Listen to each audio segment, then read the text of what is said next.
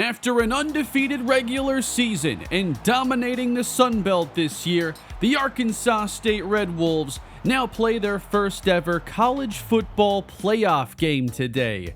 Welcome back to the Red Wolves Dynasty, everybody. We are taking on UCLA in a big milestone moment in the dynasty.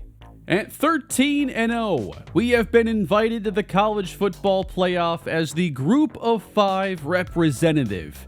We have not lost all season, beating last year's Group of 5 playoff team Tulane, defeating the Arkansas Razorbacks back in Week 3, and soaring through the Sun Belt Conference on our way to what so far is a perfect season.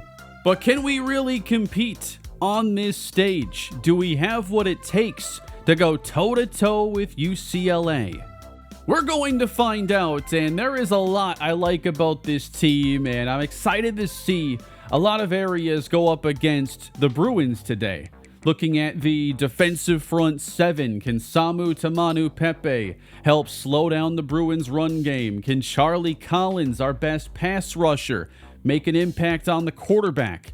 And will we have enough offense to make this game interesting and to have a chance at victory? We have great playmakers, but this is an entirely different level of competition that we're not used to playing. We did beat Arkansas this year, but they ended up being one of the worst teams in the SEC, only winning 5 games. The Bruins have a comparable team overall, but they were able to win 12 games this season. The battle for me today comes down to our defense allowing us to keep this game close. And the offensive line for UCLA is much better on the right side than it is the left, but I think we have the talent there to make it a legitimate fight. It starts with slowing down the running game. Everything gets easier when you can run the football, and Carson Cox is one of their best players. Great speed, great acceleration, and extremely elusiveness, and can catch the football. A real do-it-all playmaker. He averages 111 rushing yards per game, so not many teams have really contained him this season, but it does seem like those 100-yard games came a lot earlier in the year. Quarterback Mason Kelsey had 34 touchdowns this season to 7 interceptions.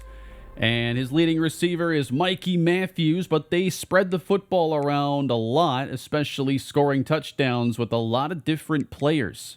The secondary is one of the strongest areas on this entire team. Robert Stafford had 6 interceptions this season, and wherever he is, we might be better off throwing it anywhere else.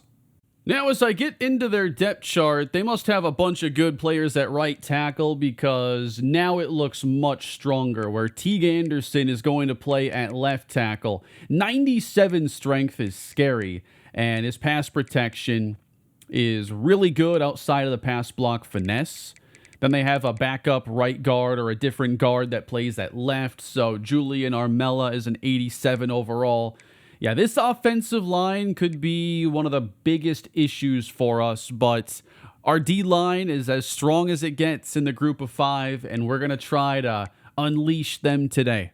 Here are our stats ahead of the game today. 26 touchdowns and 12 picks for quarterback Duncan Grant.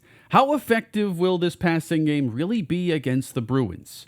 Caleb Hicks, 1,332 yards and 11 touchdowns. We've relied a lot on our running game these last couple seasons, and Hicks right now is the 7th leading rusher in the nation, and that's Brian Jackson, who finished 3rd. Not Bo Jackson, who transferred away from us to Texas. Xavier Johnson needs 105 yards to make it a clean 1,000-yard season, and if we want a chance today, he might have to have 105-plus receiving yards. But this defense is, I think, the reason we're undefeated. 24 sacks for Charlie Collins, 17.5 for Noah Herrick, and 11 for Samu Tamanu Pepe. Devin Noteboom finished the season fairly strong as well. So if we can, find a takeaway or two, get some third down sacks, keep this game close, anything can happen. I am spending some of our coaching points right now. I've gotten level 3 or Tier 3 for secondary and offensive line and recruiters, so that in the transfer portal, those players will be more interested. And I'm also going to go to Tier 3 now in the motivator tree for the offensive line, especially to get that off-season training boost. At the Rose Bowl, our first postseason game is here. Arkansas State, heavy underdogs against UCLA. Can we shock them today and show them what Red Wolves football has become over these 3 seasons?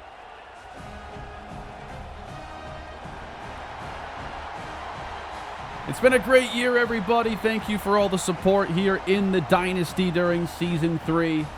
And let's see what this team's got in the biggest game yet. Back deep to receive is DeMar Alba, and welcome to the College Football Playoff, everybody. We'll take it from the 25. UCLA comes in really good on third downs. 54.5% is great. They seem to be a little more balanced than we are. And the stadium is rocking as we get underway with 2 tight ends and a run to start. Caleb Hicks. Nice play to get the game underway, 11 yards. I'd like to have the chance to settle into this game and utilize the running backs a lot, as Hicks now stuffed as they brought the safety down. 5 across now for UCLA, and we'll throw for the first time to Jabari Bush, and a gain of 3. How well does the offensive line hold up now on these third downs? I don't think we want to call too many long developing plays early on. 3rd down and 6 at the sticks. Broken up on a high throw for DeMarco Blanton. Incomplete. And it's a punt forced by the Bruins. Colbert will boot this one deep, and we'll send out our defense. And here come the Bruins from the 21. Mason Kelsey is the quarterback, 34 touchdowns on the year. Carson Cox, number 33, though. Stopping him is the initial priority. Single high for Arkansas State. Bruins open, and they will throw over the middle, and it's a first down. Good RPO call. The first run, and Carson Cox gets the carry. It is a 3-yard pickup. A second straight run, met, and then brought down shy of the mark by Samaj Bridgman. So this team has been very good on third downs this season, probably getting a sneak here as Kelsey under center will get it. From the 48, it's a screen blocked to the 45, a gain of 9. Play action, Kelsey over the middle and hauled in. Quasi Gilmer, number 3. As the field shrinks here, we're going to call a little bit more press coverage, get a little more aggressive, and down goes Kelsey.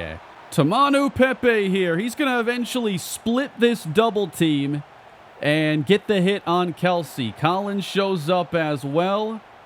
And that's what we need to do if we're to have a chance today. They're probably going to have a lot of red zone trips, but if we can force some field goal tries, it can keep us in the game. And down goes Kelsey again. It's Tamanu Pepe. Back-to-back sacks for the Red Wolves. 3rd down and 22. It's incomplete. Devon Jolly on the coverage. And now it's a 50-yard field goal. Centered. And UCLA will look for the first points of the game. And it is good. Looked like it was drifting left, but eventually straightened out. New drive underway for Arkansas State. Here comes some motion on first down. And I was trying to get that ball to Xavier Johnson as quick as I could. It's a 6-yard sack. Not quite sure what happened on that play. Throwing again. Incomplete now for J.J. Harrell, and this is the situation we just cannot afford to be in. You know they're sending a bunch of pressure on this play. There's no way they're only bringing 4. They do send 5, and it's a sack on Duncan Grant. And they should get some good field position now. Returnable across the 50 and tackled at the 48-yard line. A short field for UCLA as they try to build the lead. And Tamanu Pepe has come to play. 2 sacks already. Great tackle there. Play action and dumped, and there's room. It's a first down. A couple missed tackles on the play. Jack Peterson, the tight end. Inside give. Man, Tamanu Pepe is unblockable. This is like the best game he's had all season. I'm going to say that right now in the first quarter. And just the way this has unfolded so far, I don't feel like it's as necessary to blitz. Tamanu Pepe is already hot. So we can play a little bit more coverage then for these third downs. Needing 7. Wide open. And inside the 20 and nearly getting loose down the sideline is Rico Flores. We're going to crowd everybody up close as they sweep to the right. Running room, and Cox runs to the 1. 15 yards. Kelsey throws, and it's a wide open touchdown. Jack Peterson. I just feel like I have no right options when I go to when they have 3 receivers on the goal line. I came out there goal line defense expecting a run. If I come out there in like a nickel defense or something, it's never set up well. Some early trouble for Arkansas State, down 10-0. In motion, we send Damar Alba. And they force us to sweep it to the outside, and Hicks cannot get to the edge. Time winding down here in the first. Wide open, and a short pickup for Xavier Johnson as we face another tough third down. I think the toughest thing to adapt to early in a game like this, as we have 5 total yards of offense, is adjusting for all this speed. You know, against Sun Belt teams, we can often get Caleb Hicks to the edge, or we can make more happen with space like Xavier Johnson just had. But the game plays faster, and it can take a little bit to kind of get used to it. Yeah, I think we're going to call a timeout here. We're going to come out 5 wide. You know, maybe spreading out the defense here is going to be a better play for us overall. Grant trying to step up and just can't get through as the ball comes out. And the Bruins jump all over it. When it's not there right away, I'm really just like trying to get off the spot then with Grant. And had there been a little bit of time to work into a spot where he could throw it, I mean, there's Alba. 3 sacks already for UCLA, and now the first turnover. This ball is caught, and it's Mikey Matthews. Inside give, Bridgman there, and it's a TFL. That's been his game the entire year. A lot of these transferred players on defense are likely playing their last games here in the postseason. We got some seniors that came over to finish things off. Scanning. Can't get through. It's lobbed up, and it is broken up. BJ Wasevich. And the field goal is good, 13-0. We only have 1 first down to this point. It was our first play of the day. Now a throw for Xavier Johnson, and he's getting nothing after the catch. It'll be Hicks now, and reaching ahead. It looks like that is going to be a first. And an inside give again for Caleb Hicks. 8 more. That's Jabari Bush motioning out. A screen set up, and they are all over Damar Alba. We only need 2. It's Hicks, and he is met and stopped after just 1. As expected, it's extremely tough to do any of the easy stuff we're used to doing. UCLA takes over.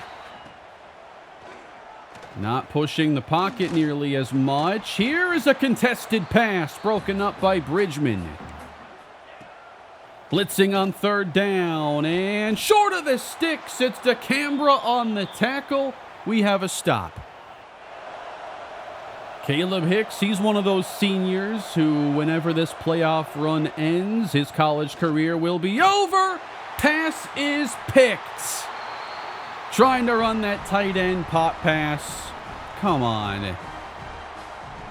So they end up blitzing this defender here, and a different linebacker drops out to replace him. And he's right there to grab it. It looks like even if he's not there, though, that Bush isn't going to catch that ball most likely. Dumped over the middle, running room, Peterson. He has the 21. Kelsey on 2nd down. Excellent protection, dumps it. We're not creating nearly as much push as we did on that first possession, so now I've had to crank up the pressure a lot more. 3rd and 5 Bruins. They will throw, and a missed tackle. He is up to the 6-yard line. Flores on his 5th catch. They run right through the middle and across the goal line. Touchdown, UCLA. And the route is on. The biggest win of this season came back when we faced Arkansas and pulled off a 20-point comeback in the second half. We're already down 20 here in the second quarter, as Hicks has no chance. 3 minutes now until halftime. It is tipped at the line. That doesn't ever happen. And here we are again, 3rd down and 8. Behind Johnson, picked off, not even close by Duncan Grant.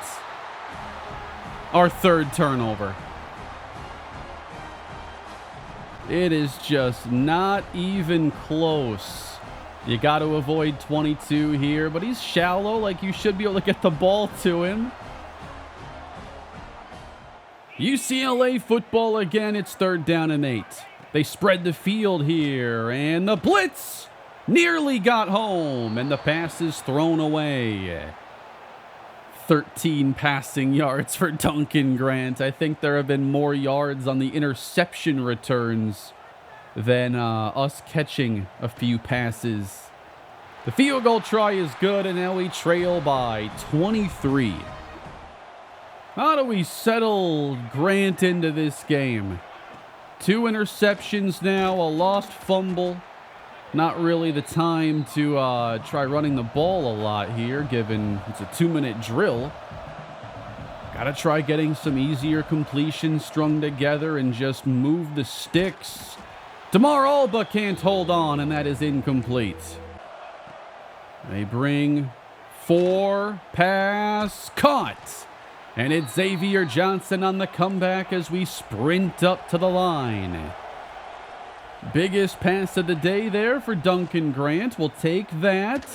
Lobbed out now and nearly picked. Gonna keep running the ball anyway here. And good fight from Hicks to gain 6 yards for us. Empty on 3rd down. And hit again is Grant. Just no time. This team has come far, but you see just how far there is to go. Just trying to throw, I'm not even sure that would have worked for J.J. Harrell. We got to put up a better fight than this, though, man. 23-0 in this fashion is embarrassing. Plenty of time as Kelsey extends the play and takes off. The Bruins might look to add on even more. Here's pressure now on 1st down. We will create A sack. Screen dumped outside, and good tackle. When they've gotten into space, we've missed that first tackle in many cases. All right, they're going to let the clock run here and call one more play then. First half will end here, and Arkansas State trails by 23. You know, a lot of Red Wolves fans showed up for this one, though. Shout out to them. We have filled up a good chunk of the Rose Bowl here. Biggest game in Arkansas State history, and this is what I'm making them watch? That just ain't right. The second half is underway. Mason Kelsey breaks a tackle, and then Bridgman finishes the play. Slow developing handoff, and here we go on the outside. Carson Cox with the big run. It's a run to the right, and he has space. 54 now on 10. It's a keeper. Here goes Kelsey. Ball's out. Jumping on it, Devon Jolly. A turnover. And the Red Wolves take over. Can we do anything now with this chance? We're given an opening. Screen doesn't look like it's going to be an option. I've come out a couple times in the screen, and they just have a press. I can't trust it here pre-snap, so we always end up audibling out. 3 yards. We motion Xavier Johnson and dish it his way, and now Johnson has the first. Ball at the 35. A great catch, hauled in by Bush. And our first red zone trip. 10 yards out now. And floating over Bush. It is incomplete. 3rd and 6 for Arkansas State. Trying to get their first points. Ball is out. Caught by Bush. A great catch at the 2. The last 2 snaps, we've had J.J. Harrell line up in the backfield, but the ball hasn't gone his way. Now we're only a couple yards out. Hicks will get the carry and be denied. Coming out again with 2 tight ends. Hicks, he cannot power ahead. We're not even inside the 1. We've only made it to the 1. And now on 3rd and goal, it's going to be a throw. Bush unable to hold on. And the offense will stay in the game.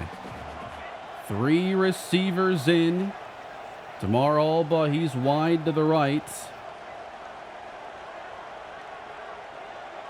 And here we go. It's thrown and caught. Touchdown, J.J. Harrell, and Arkansas State has some hope.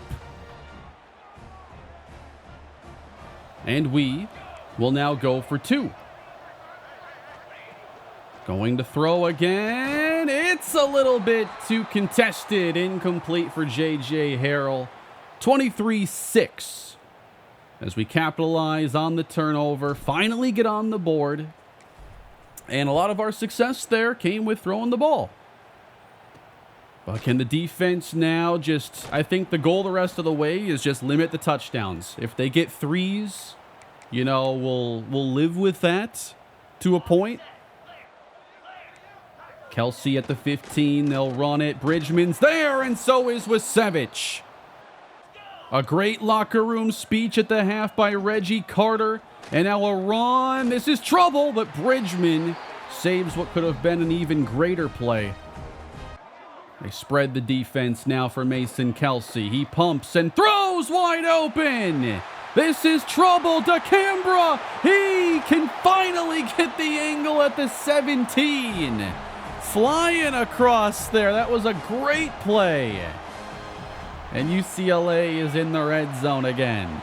But hey, field goal is livable, right? But they're going to get even closer now with the neutral zone infraction. It's a throw all the way out. It is Peterson reaching to the 3. They run easily in for the touchdown, and UCLA increases their lead. Following that score, it's now 30-6. Down by 24 points now, and we'll start with the screen. Caleb Hicks. One thing, too, you notice is just how much tougher it is to make force missed tackles. Only 2 yards for all that effort, and now heavy pressure, nearly picked again. Definitely the toughest team that we have faced this season. A lot of pressure shown. They'll bring some. And it is caught. That's Xavier Johnson. We'll continue to fight to the end, though, and it's a counter now. Here goes Hicks with his best carry. Let's go and save some time now. Hurry up. It's a fake. Time to throw. Johnson in and out of his hands. We spread out the defense now. We'll let it fly, and a flag is down. They double covered J.J. Harrell, and they're going to call pass interference against the Bruins.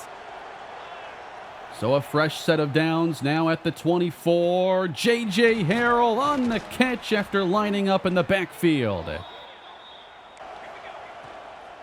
Handoff, Harrell dashing inside all the way to the 1. Trying to cap it off, and Hicks will grind his way to the end zone. Second straight touchdown drive for Arkansas State. Our second biggest game of the year was that 7 overtime finish where I had to complete all those 2-point tries in a row. This is tough, and it's again tipped at the line for the second time. UCLA with a play fake. And Kelsey caught at the 37. On to the fourth quarter. UCLA leads by 18. We've been a lot better in the third quarter. I saw that red in the stands, and I knew we had to step it up. Now, we're still down a bunch. But it's 3rd down and 9, so a chance for us to get off the field. We're going to come after Mason Kelsey, and we blitz. Kelsey caught right at the sticks. That's the kind of play you're trying to force, though. If it's out quick and contested, you live with the results. We just didn't make the play that time. Now at the 48. Still continuing to throw it a lot, and Bridgman missed the tackle. Oh, come on, Gorey. He got caught sleeping there. A lot of times when there is a tackle attempt, it's like the players assume it's going to be made, so they let up. And then if there's a missed tackle, it can turn into a couple. Inside give, Bridgman now. Make sure he gets the running back on the ground. The recording had some issues on this play, but it's a quick out route and a first down UCLA. They again set up the screen, and there's room ahead to the 20-yard line. UCLA makes another trip into the red zone. Dumped outside. He made a move. Inside the 10, and down to the 2 is Carson Cox. He's subbed out, and finding the end zone, Troy Liegber. UCLA tries to put us away for good.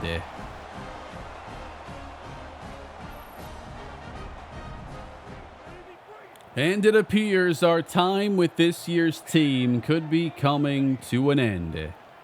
We set up a screen here for Hicks, and there is a lot of space in front of him. And it gets lateraled to the defense. I'm not even mad about that. Down 25, trying to make a play. I'll do it again. Bruins football facing a 3rd down and 15. They just keep throwing screens. It's a short gain.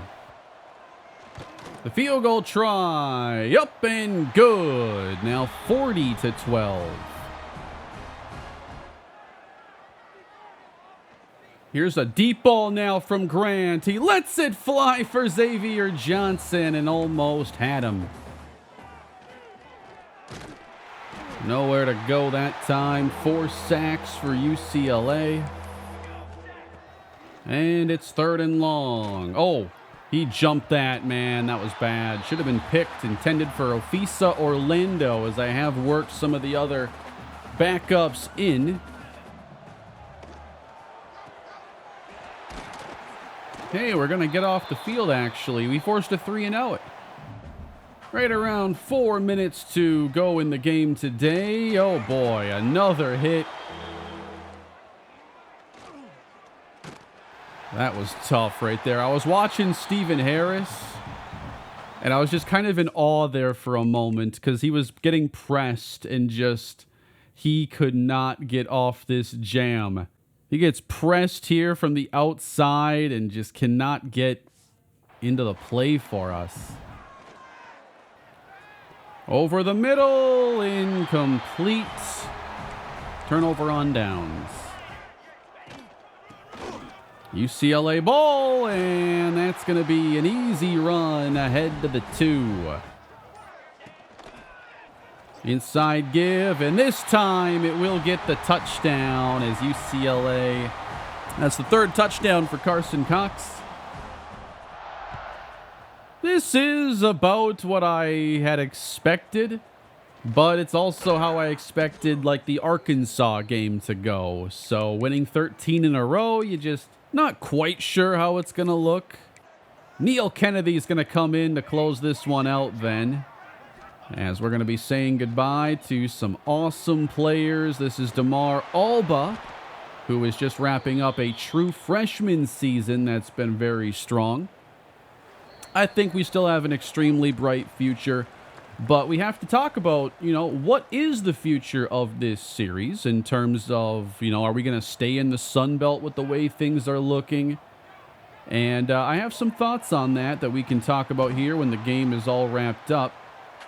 Talent-wise, though, I think a good foundation is being set. The receiver recruiting has gone really well, so I know we're going to have some playmakers, including Stephen Harris, finally getting a nice one downfield from Kennedy.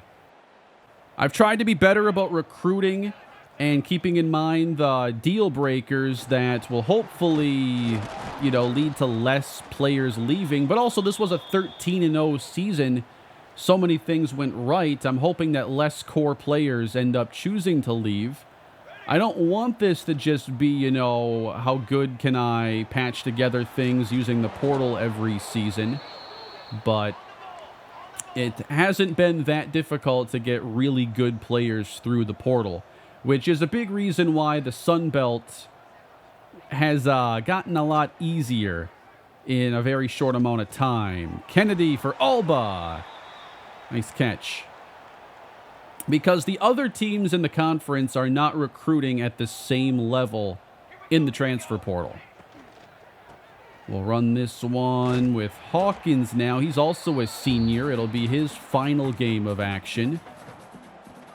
Trying to get one more if we can. Good route by Harris. He'll take it inside the 5. Time winding down, running ahead, and scoring is Neil Kennedy. Touchdown, Arkansas State. Should be our last offensive snap on the season. Let's go for 2 to try to reach 20. Nobody there, and it's going to be incomplete from Kennedy. We'll try a little onside kick. Clayton Amaya. Wow. Thought that was just going to hit him and bounce off. But that's going to do it for this one. UCLA will be moving on, and Arkansas State will suffer their first loss this season. 13-1 with the Sun Belt Conference Championship is a very good showing for this year. We make it to the playoffs for the first time, but clearly there's a lot that still has to be done. And it would have been tough to make it here if we didn't have such an easy schedule in the Sun Belt. Good experience, though. It was fun to, it's fun to be the underdog and to try to make plays, but after a while, you realize that, okay, we got to try this again down the road with a better team. 233 yards. They had 399. Mason Kelsey, 32 of 38, 314 yards. He played very well. They weren't like dominant running the ball, but they were solid, fine enough. Got it done when it mattered most in the red zone. Very difficult to guard these guys, though, in coverage. Like, the secondary going up against these big schools is certainly not on the level it needs to be. I need to find some high-level secondary recruits. For our stats, though, 12 of 30, a touchdown and 2 picks for Duncan Grant. A lot of passes were tipped at the line or broken up by the defense. 7 for 7 with Kennedy, as they did play very soft in a lot of those coverages. Caleb Hicks, 16 for 62. Not much for Cedric Hawkins today. And then Xavier Johnson, 6 catches for 54. Alba had 5 catches on the day. They credit us with 3 drops. Bridgman had 15 tackles, Wasevich 11. We created some pressure on that first drive. It gave me, the idea that maybe this defense is going to be pretty solid, at least have a chance to battle, but that was the best it really got for us. But with that, 3 seasons in the Arkansas State Dynasty are now complete. And yes, that was my first trip into the college football playoffs on this title. A single season record broken. Caleb Hicks has the Arkansas State single season rushing record. I didn't realize that was in reach to go down. Charlie Collins has the sack record. Now that's not going to surprise anybody. But yes, we're now 3 years into the series. And here is a look at our progress in that time. Going 5-7 in season 1 and then 7-6. Followed by the big leap this year. Part of that is the development of this roster and making some big moves in the transfer portal, but it's also looking at where the other teams in our conference are. Now, I don't love this screen here in terms of like measuring how good the teams are by their overall, because I find that even 57 overall teams can still have a bunch of 80+ overall players. So I don't quite understand the overall formula, but sometimes we do see that these low overall teams have very low-rated rosters. Our conference championship game came down to a roster full of these veterans that are 80+, going against an Old Dominion team that was completely overmatched.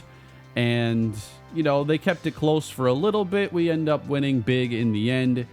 And I don't think that there's a lot of interest in seeing us just continue to face that caliber of team. Now, in terms of like realism, it would make a lot more sense to stick around for a while. But ultimately, we're able to do so much more in the portal, and I have to consider like the best overall experience for this series. I do think that the transfer portal has created a situation now where the growth of a team is very skewed because it's less dependent on your ability to recruit high school talent. What they really need to add to this game, and we probably don't have any chance of seeing it until College Football 27, would be more sliders to really control the difficulty of recruiting. I think since they introduced CFB 25, one of the big issues is that getting 3-star players is trivial. And no matter where you start out, you can basically go to 3-star players in recruiting. And when you're talking about 3-star talents in the transfer portal, those can be really good players in many cases from Power 4 conferences. So it allows you to skip a lot of steps.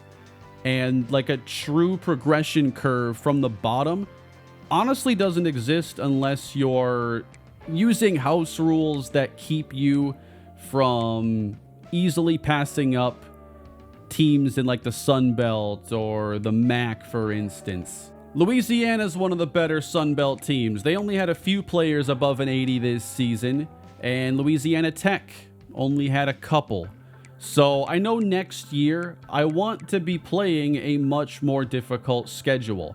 If more teams were laid out here like Marshall, where there's a good blend of offense and defensive talent above an 80, it would be a little bit different story. But I think that after this season, I'm open to either going to the American, which would be a good, step below the Power 4 conferences, allow us to continue building up a team and play teams on average that are a little bit stronger. Here's Memphis, for instance. We'd have a chance to maybe see them. North Texas seems to be, a little bit better than some teams we face, but I might have to just take a look after the recruiting season in our next off season, just how the landscape looks. I'm not sure it's time for a move to the SEC yet, because we don't want the reverse experience where most of our games just play out like UCLA today. I want to play against teams that are on our level. And the best way to achieve that could end up being an independent schedule. And right now I'm thinking that either the American Conference or independent would be the best choice for season 4, until it makes sense to look at this team going to the SEC. Here's Tulsa in the American. Does this look like a 67 overall team to you? With a 90 overall running back, 88 overall quarterback, Akili Smith Jr.? Seriously? Man, every time I check a roster, there's like the son of a former player that I didn't realize was playing. Jelani Watkins at 86 overall. Does this look like an 87 overall team? The formula does not make much sense to me. So the American Conference may have enough teams to where that could be a fun place to be for probably a short while, if we're being honest. I'd say 1 to 3 years in the American, maybe. USF, is this a 65? Because I think we'd play a good game against these guys. So that's something I'll have to sort out then in the off season, which again, I will be live streaming. And right now, I'm not sure I'll have a good chance to do it until Saturday. And if it is Saturday, I'll try to do it earlier in the day. I know there's a lot of actual college football action going on then.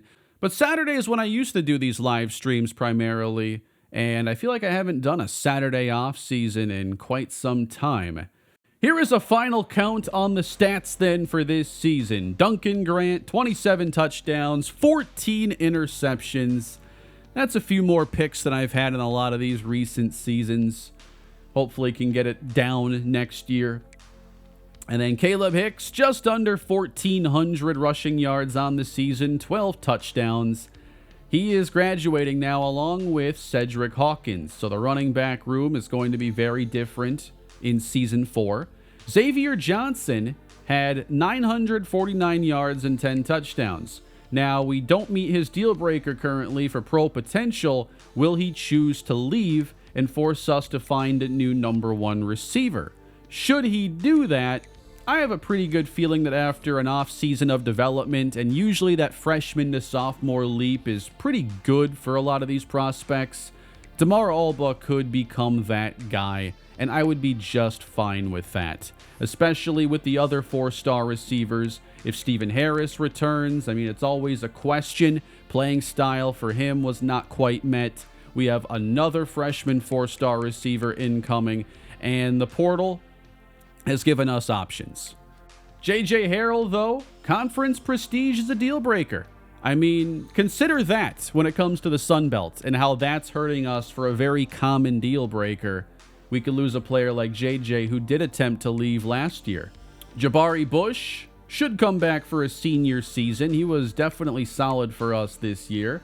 DeMarco Blanton will be graduating. Jackson Warren will as well.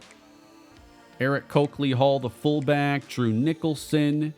If you look at our 5 starting offensive linemen, 3 of them were seniors, so definitely more losses coming there. Samaj Bridgman, the tackle leader, had a great season. He graduates. Keon Dunlap didn't meet his deal breaker. He could look to leave, and the same is true for Cody DeCambra. I anticipate a lot more changes than on defense. Should have Jolly stay, Marcus Gorey, but it's going to be a challenge every year, losing players with deal breakers. But there's a chance that we also get Charlie Collins back for another season, which if he does, like the expectations of the defense would be so much higher than if he were to go pro early. But I just don't know if there's a chance he ends up declaring early. I don't think so at 85, but I guess I don't know.